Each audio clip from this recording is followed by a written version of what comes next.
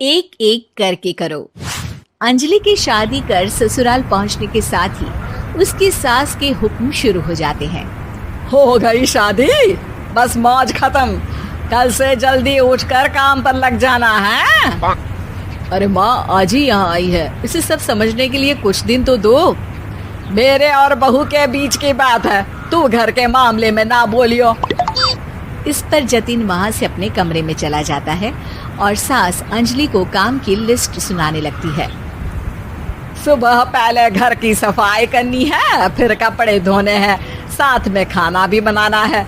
एक की वजह से दूसरा काम रुकना नहीं चाहिए है। जी मम्मी जी ठीक है। ये कहकर अंजलि अपने कमरे में चली जाती है। अंजलि, मम्मी हमेशा बोलती थी बहू आएगी तो उनका काम हल्का होगा, पर मुझे नहीं पता था कि वो काम हल्का करने की जगह टाल ही देंगी। कुछ नहीं होता, ये सब मैं अपने घर में भी तो करती थी, मुझे आदत है, कोई दिक्कत नहीं होगी। ठीक है, पर अगर कुछ हो तो बता देना। दोनों सो जाते हैं और अगली सुबह से अंजलि जल्दी उठ के सास के बताए कामों में जुट जाती है, जिसमें वो जैसे ही कपड़े धोने लगती है तो सास वहाँ आ जाती है। अरे सुनो, ये कपड़े ऐसे नहीं धुलेंगे, सबको डिवाइड कर फिर एक एक करके अलग अलग धोने हैं। क्या एक एक कपड़ा अलग करके? एक बार में सुनाई नहीं देता क्या? वही बोला है मैंने, लग जाओ काम पर हैं? सास की बात मानते हुए अंजलि एक एक करके कपड़े धोना शुरू करती है, जिसे करते हुए आधा दिन बीत जाता है। अरे रे, सुबह से कब दोपहर हो गई पता ही नहीं चला, अभी तो खाना भी बनाना है। अंजलि भागते हुए रसोई में जाती है, जहाँ उसकी सास पहले से ही उसे खड़ी मिलती है। खाना बना लेना, देखो पहले पकोड़े तल दो और एक एक पकोड़े अलग अलग तलना, नहीं तो कोई कच्चा कोई पक्का रह जाता है। सास की हर बात में एक एक की कहानी अंजलि के समझ में नहीं आती, लेकिन फिर भी वो बिना कुछ बोले काम करती रहती है। अगली सुबह फिर वही शुरू होता है और सास एक बार फिर खाने के समय रसोई में आती है। आज क्या बन रहा है? वो जतिन ने भिंडी की सब्जी, रोटी और धनिए की चटनी बोली है, इसलिए वही बना रही हूँ। अरे वाह जी वाह, बढ़िया है। पर भिंडी एक एक करके धोना, फिर टोवेल से पोंछकर एक एक करके ही काटना, साथ ही धनिए की पत्ती भी एक एक करके ही धोना। अरे पर मम्मी जी।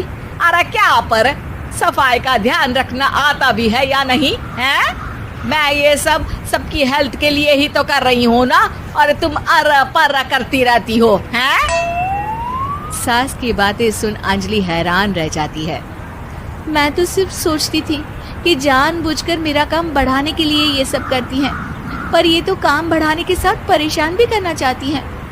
मैंने इनकी कौन सी बहस खोल दी जो इतनी दुश्मनी निकाल रही हैं? अब क्या करूं? अब अंजलि सास की बातों और हरकतों के बीच फंस जाती है। काम के लिए मना भी नहीं कर सकती, नहीं तो जाने कौन सा ड्रामा खड़ा कर दे। पर अंजलि तुझे कुछ तो करना पड़ेगा। इतनी देर में जतिन भी वहां आ जाता है। अरे कौन ड्रामा खड़ा कर रहा है और क्या करना पड़ेगा? जतिन की बात सुन अंजलि सोच में पड़ जाती है। इन्हें सच बताऊं या नहीं? पर अगर ये गुस्सा हो गए तो? वैसे भी अपनी माँ से बहुत प्यार करते हैं, फिर उनके खिलाफ कुछ सुन कैसे लेंगे? अंजलि ये सब सोच ही रही होती है कि जतिन फिर बोलता है। अरे क्या हुआ, कहाँ खो गई? अरे नहीं कुछ नहीं, वो मैं टीवी सीरियल के बारे में सोच रही थी। यहाँ और कौन ड्रामा करेगा? अरे तुम भी ना, चलो मैं चलता हूँ। इसके बाद कुछ दिनों तक अंजलि सास को सबक सिखाने के लिए अलग अलग प्लान सोचती रहती है, पर उसे सास के एक एक करके काम करवाने की आदत बंद करने का कोई तोड़ नहीं मिलता। अगर ऐसे ही चलता रहा तो कहीं मैं एक दिन अपने सिर के बालों को भी एक एक करके सुलझना ना शुरू कर दूं। पगली हो गई है क्या? अकेले में क्या बड़बड़ किए जा रही हो? वैसे आज खाने में क्या है? आलू की सब्जी। तो फिर आलू को अच्छे से काट कर उसके कटे हुए कपड़ों को एक एक करके ही धोना है। बिल्कुल, इसे कैसे भूल सकती हूँ? मेरे जी का जंजाल। अरे बातें कम काम ज्यादा है। अंजलि एक बार फिर सास के कहे अनुसार काम करने लग जाती है, जिसमें सब्जी बनाते हुए उसके दिमाग में एक आइडिया आता है और वो सास को आवाज लगाती है। मम्मी जी सुनिए, जरा इधर तो आना। अंजलि की आवाज सुन सास रसोई में आती है।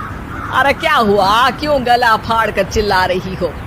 कुछ नहीं, वो सुबह कपड़े धोने की जल्दी में नहाई नहीं थी और अब शाम की पूजा भी करनी है, तो आप जरा सब्जी देख लीजिए ना, तब तक मैं नहा कर आती हूँ। अंजलि सास को रसोई में छोड़कर नहाने चली जाती है। इसी तरह देखते देखते 4 घंटे बीत जाते हैं, लेकिन अंजलि बाथरूम से बाहर ही नहीं निकलती, जिसे देख सास उसे आवाज लगाती है। अरे बाथरूम में ही समाधि लगा ली क्या? यहाँ सब्जी बनकर ठंडी भी हो गई और अभी तक तेरा नहाना खत्म नहीं हुआ। मम्मी जी जैसे आप कहती हैं ना, मैं वैसे ही एक एक करके अपने बाल शैम्पू कर रही हूँ। तो अभी 3 घंटे और लगेंगे, तब तक काम और जतीन को खाना सर्व करना आप संभाल लेना। इस तरह अपने नहले पर बहू का दहला देख सास शॉक्ड रह जाती है, जिसके बाद से घर में एक एक करके करने का आलाप बंद हो जाता है।